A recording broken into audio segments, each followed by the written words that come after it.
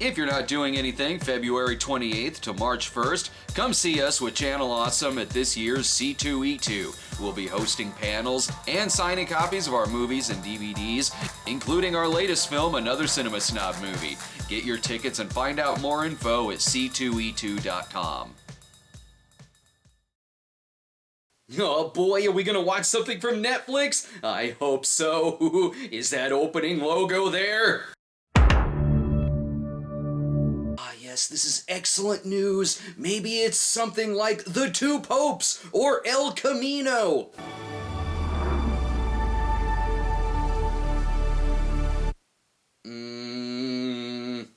Why am I saddled with being the one to talk about the new Tyler Perry movie? There's no Madea in sight in this film. This seems like the kind of movie a couple of jerks in a car would be talking about. Yeah, Dave, I'm just calling on the off chance that you would want to drive 3 hours to talk about the new Tyler Perry movie in a car with me. You know, I was expecting this call, so I've gone out and purposely contracted a number of diseases that would prevent me from driving up there to talk about this movie with you. Number 1, the Bronze John. Number 2, mortification. Number 3, the swine flu. Number 4. Okay, I think that list may go on a while. I best talk about the movie. You know, normally I'd think that naming your movie A Fall from Grace and then attaching your name to it to call it Tyler Perry's A Fall from Grace, especially when it's your first direct-to-Netflix movie, would be a bit of a ballsy move.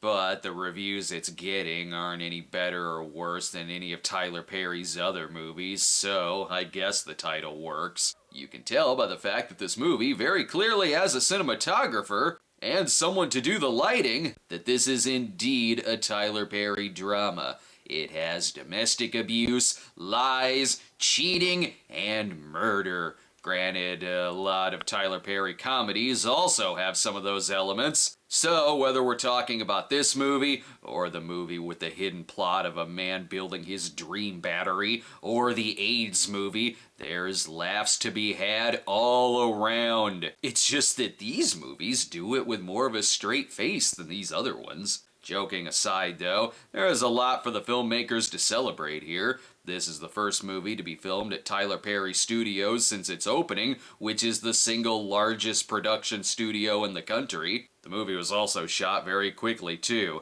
in 5 days to be exact, and to its credit, I couldn't really tell. That's the thing about Tyler Perry dramas. They look like they're at least trying in the filmmaking department, whereas something like a Madea family funeral gives Kirk Cameron's Saving Christmas a run for its money in its cheap shot-in-a-weekend vibe. The movie marks the first starring role for 30-year acting veteran Crystal Fox, who can be seen on Tyler Perry's The Haves and Have-Nots. In A Fall from Grace, Fox plays Grace, and... A Fall from Grace. Grace. I just got that. Grace is arrested for murdering her no-good bastard husband, and she tells her public defender all about the events leading up to the murder. It's kind of like Acrimony if Taraji P. Henson just shoved the battery down her husband's throat. I don't know, though. The movie doesn't seem serious so far. I don't know how I could be so stupid. Hey, ma'am, no, don't jump. The movie's only a 5-day shoot. It'll be over with quick. Get that chopper out of here! No! Nice cut to the title. Fall from Grace. Get it? Fall. Are you sure this isn't a comedy? Anyway, good morning, honey. I won't tell you about the context of my night. The viewers don't know either. Nothing gets him hornier than watching old women fall to their death. This is public defender Jasmine, who is hearing all about a hot new case. The case of Grace Waters, who murdered her husband Shannon. We have a population of less than 100,000. Nothing like this has ever happened before. But have you seen? A universe dealing with its first murder ever. Jasmine is given the case, and she must take it because the director's the one who gives it to her. Grace Waters, I can't do this. Yeah, you can and you will. This is just how Tyler Perry hands all of his scripts to his actors. Don't know why she needs a file, just listen to talk radio. I don't even know why we are wasting money with the trial. Just tie her up to an electric chair and hit the please. Right? Who needs a trial? The electric chair is right there, just begging to be used. What a great idea! Don't mind Grace, there was a blow dryer incident in the showers. Grace wants to go ahead and just plead guilty because no one is buying that Candyman did it. Grace's next question, what the hell was that opening scene about? This one's way better than a Madea movie. This one has cutaways. Are you Catholic? In the name of the Father, Son, and Spirit. Clearly, she's Amish. Jasmine's friends are all very interested in her case. And by interested, I mean giving her shit about it. This is what I'm talking about. You can't just plea her down without knowing all of the facts. I know the facts, okay? Look, asshole, you delivered our pizzas an hour ago and we tipped you. You can leave now. Not that any of these other questions make any sense. What does that have to do with the Sunday school teacher who bakes cookies for kids in the neighborhood? I don't know. Jasmine seems like someone I'd want on my team. These people are murderers and liars.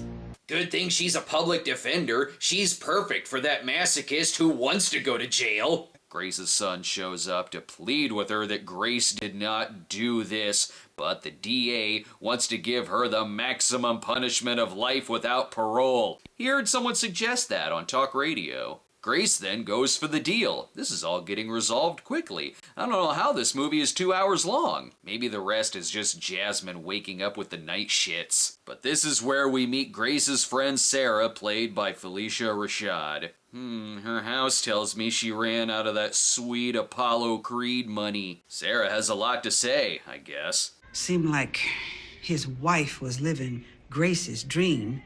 And you can take notes? Why should I keep taking notes? I'm already lost. Their wedding took place in her ex-husband's house, and that used to be Grace's house. Damn it, what? Show, don't tell! I don't know, Grace. Why they have to have a wedding in the house? With those tacky drapes. Wait, now those were my drapes. Okay, thanks for showing. I still don't know what's going on. So Grace is divorced and feeling a bit down. So she needs herself a new man. It's a Tyler Perry movie, and this man will definitely be a sociopath. That is, if internet dating doesn't work out. But I see these commercials on TV. You could go on ChristianDateOnline.com. No, don't do that. I saw that movie too, unless you want to end up dating Ned Flanders' mustache comb. Someone keeps hiding in the background. I'm just going to assume it's a ghost. Probably a ghost. Jasmine needs advice on this case. Look, just because your husband is a strippergram cop doesn't mean he's a real cop. Why is it pulling from the outside in as it looks like it did on the picture? Yeah, I'd say that you're asking the questions a good lawyer would. No, she's asking the questions a police officer should. She's gonna have to solve this case on her own because Tyler Perry is way busy writing the next script for Tyler Perry's House of Tyler Perry. And dealing with coffee. Coffee, coffee, coffee. What the hell is this? An empty cup? Now Jasmine wants to know what really happened. Heels. Heels. Okay, I'm sensing heels. This is where she meets artist-photographer Shannon. Shannon looks like if Ray Parker Jr. and Bobby Brown were the same person and made the same Ghostbusters theme. Shannon is smooth like drinking champagne. I love Africa. I want to go one day. You should. It'll change your life. Oh, you've been? Oh, well, they're gonna bang! Shannon is played by Makad Brooks. Yes, you say James Olsen from Supergirl, but I say Billy Brooks' brother. She goes out on a hot date with Shannon. It's then that she tells him that she's definitely a teleporter. As you can see, she is thrilled to be on this date with the straight cousin of Hollywood from Mannequin. I joke, sure, but the acting here is really good. Their first date chemistry works. Even this guy here in the background clearly wants to bang him too. He won't stop looking at him. And he's drinking the same empty liquid Tyler Perry was drinking earlier. Wow, that was a great date, and I didn't think I'd like the diner from God Bless the Broken Road. I felt something in me that I hadn't felt in years. That's the heartburn from the chili cheese fries. They go out on way more dates, and you may think he's dressing in fewer bright colors, but what you don't know is he's definitely wearing the purple leather outfit from Eddie Murphy Raw under that coat. Shannon's references are almost as dated as mine. Did your ex-husband buy the house? Is he hiding in the bushes with an OJ knife? Oh, wait. Does he own a white Bronco? Stop. What's happening? Shannon looks like the type who only speaks in 90s references. Is he a time traveler? Good night. All right. But goddammit, he is too cool! She is so turned on, she goes home to do one of those Herbal Essences commercials. They have fun. Here they are attending another Tyler Perry drama. And speaking of Tyler Perry movies...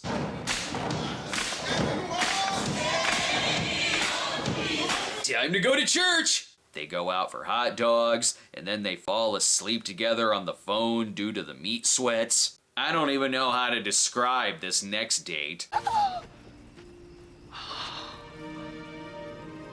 Oh, Shannon, that's you.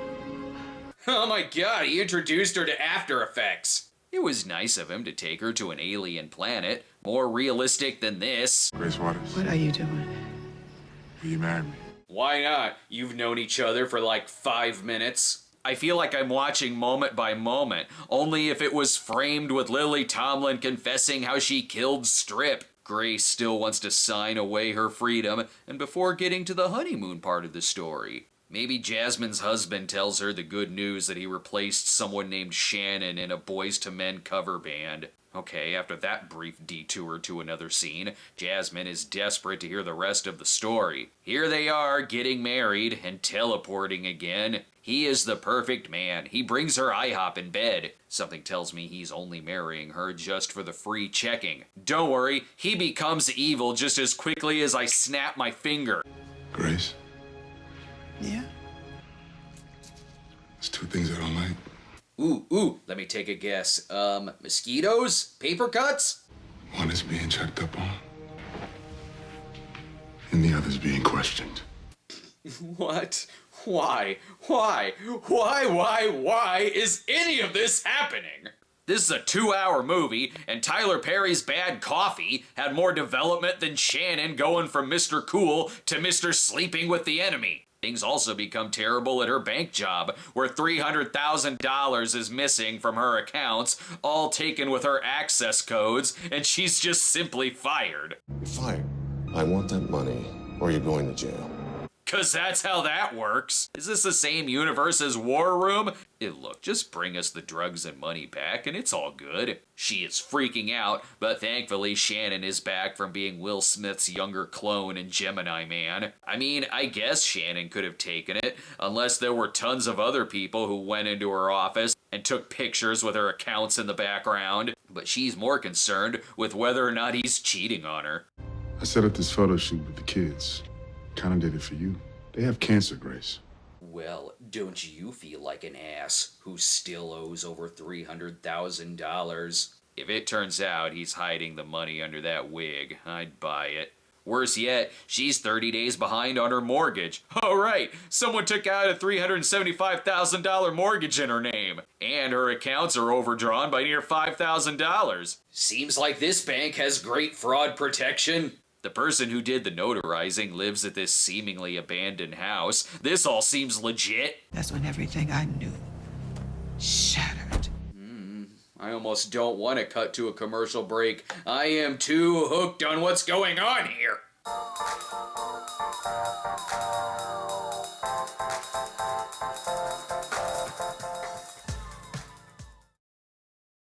Now that we're back, I sure hope Grace has figured out this really complex mystery of who stole her money. You okay? You did it. Well, yeah. I bet he also stole the missing money from another son of Sam. I bet he has an airtight alibi already planned out. Grace, I needed the money, Grace.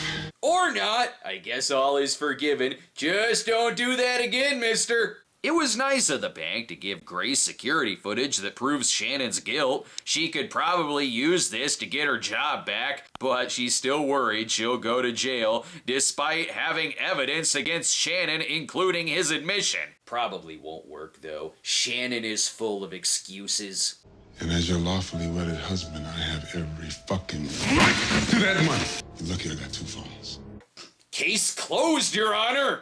I'm starting to worry about this marriage. How could this sweet man become this cold, calculated demon in no time? Because it's a Tyler Perry movie. Where else are you gonna see lines like this? I want you out of my house, and I want you out of my house now. And I want an ashtray. Yeah, crap, he's gonna steal our ashtrays now, too. Ashtray. Ashtray, bitch! It's interesting to see the events that led up to him becoming the Black Devil doll from hell. Look, ma'am, it's not that we won't do anything about this obvious abusive con artist living in your house. It's just that for the plot to work, we can't do anything about it. At least he's not cheating on you.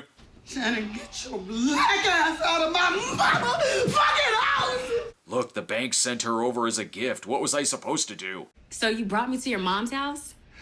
My mama look better than that. Why are his dramas the funniest of his comedies? Hell, he kisses her goodbye right in front of his wife. I didn't understand it. Should have joined us.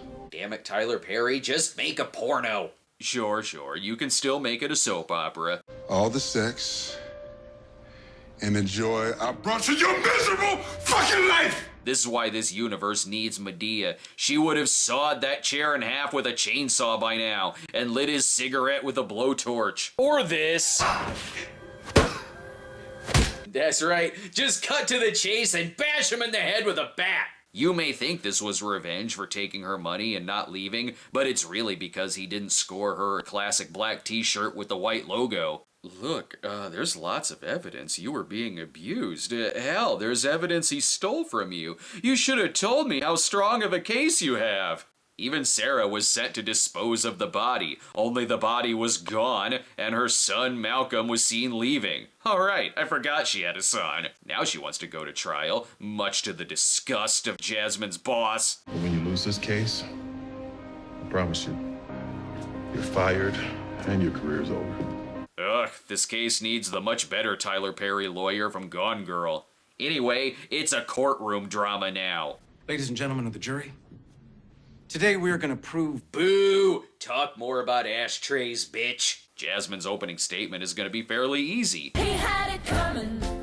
He had it coming. I wouldn't be surprised if this turned into a musical. Oh, by the way, there still isn't a dead body, and Shannon is technically just missing. Why is this a murder trial? The court case in God's Not Dead 2 makes more sense than this, and most of that was just to promote the next Pureflix movie. Even the editor seems like they want to just breeze through this trial. So you worked with Mr. DeLong? Did you find him to be a responsible young man? Have you ever slept with him, man? Objection. Sustained. God damn it, who are those people? What were their answers? Objection, Your Honor. This is clearly meant to confuse the jury.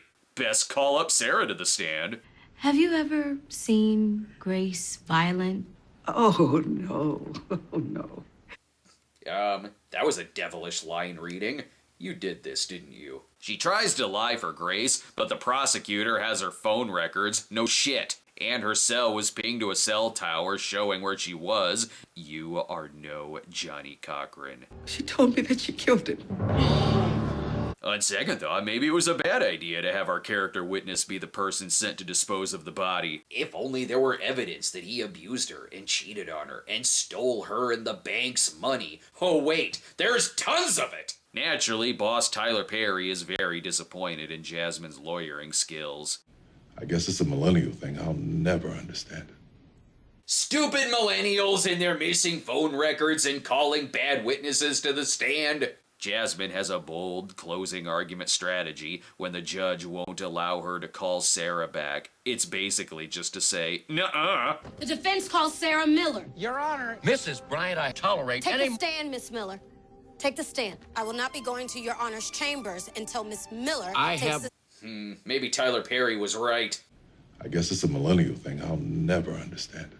Now to give her the biggest I told you so when she's held in contempt. I'm sure this case will work itself out. Guilty of murder as charged by the state of Virginia. At least there will be a sweet 3-part Netflix documentary about the case. Oh no, she sees Sarah wearing Shannon's necklace. Wait a minute, I'm starting to figure out what I should have figured out months ago, and I'm even remembering things I didn't even see. And why would she wear that evidence to court? Don't worry about Jasmine, she's still in jail because she hasn't apologized to the judge yet. Now I know this seems normal, at least when compared to acrimony and temptation, but whoa, just wait. Did you forget about the crazy woman played by Cicely Tyson wandering around Sarah's house earlier? You shouldn't have, because she breaks the news that the woman who jumped off the roof earlier was a photographer named Shannon, meaning he somehow stole her identity despite people probably knowing who she is. And certainly the damn DA should have known this. Officer husband is on the way, leaving behind a man he was about to arrest. Turns out Sarah runs a foster home for old women where, no joke, she keeps old ladies kidnapped and chained in the basement. And that's not the only twist. Some people never learn. My mom was talking to you. Shannon is alive, and is her son. Why did they have sexual chemistry? And did someone hit him in the head after Grace did? Why do these wounds look fresh? And how is he even still alive to begin with? I suppose it is a rather surprising twist that Claire Huxtable was the one doing this. And damn it, officer, you are useless! He's probably fine. I'm sure this will make the news. Have been kidnapping elderly women, taking their wealth, and holding them hostage for their social security. And no one figured this out from the kidnapped woman jumping off Sarah's roof at the beginning? There were no missing persons reports filed? Why such an intricate plan to screw over Grace if you're already millionaires from this other ongoing scheme?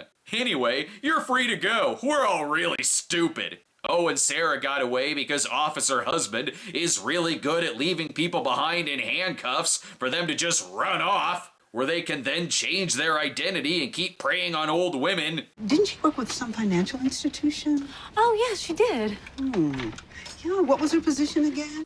Please let there be a sequel. Wow, it's rare that I see a thriller that seems to have gotten its plan from Yosemite Sam trying to con Widow Granny out of her fortune. While I'm glad this is on Netflix and that I can get an episode of it out sooner, a movie like this should be seen on the big screen and with the largest audience possible. Me sitting alone and screaming, "What?" to myself doesn't have the same effect. Tyler Perry is a soap opera writing genius. He does know his audience, he knows why they're here, he knows how to write things as crazy as possible to get you hooked on this madness. So just keep in mind, if you watch this at home, invite a lot of people over, have some drinks, get some junk food. Tyler Perry is going to make sure that you get your money's worth for entering this carnival madhouse. Or just review it in a car if you can. And number 53, leprosy. Okay, I got it. You can't make it to watch the new Tyler Perry movie.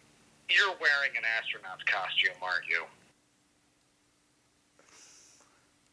But I'm sure it's horror movies you want next, which is why I've got the Talks box here to help with the next Patreon poll episode. Let's find out what our choices are. Prom night. Sweet. I can relive awkward 5-second prom night sex. What's our second choice? The Omen. Oh, good. I never wanted kids anyway. And our third choice? The Brood. Oh, it better be broody. And of course the fourth choice, the 1979 bowling melodrama Dreamer. So make sure you contribute to us over at patreon.com/thecinemasnob, where you can enter contests, take part in our polls, see early videos, and more. In the meantime, I'll just be sitting here, quietly, all alone, waiting for the poll to end. Hey, Rory. Yeah?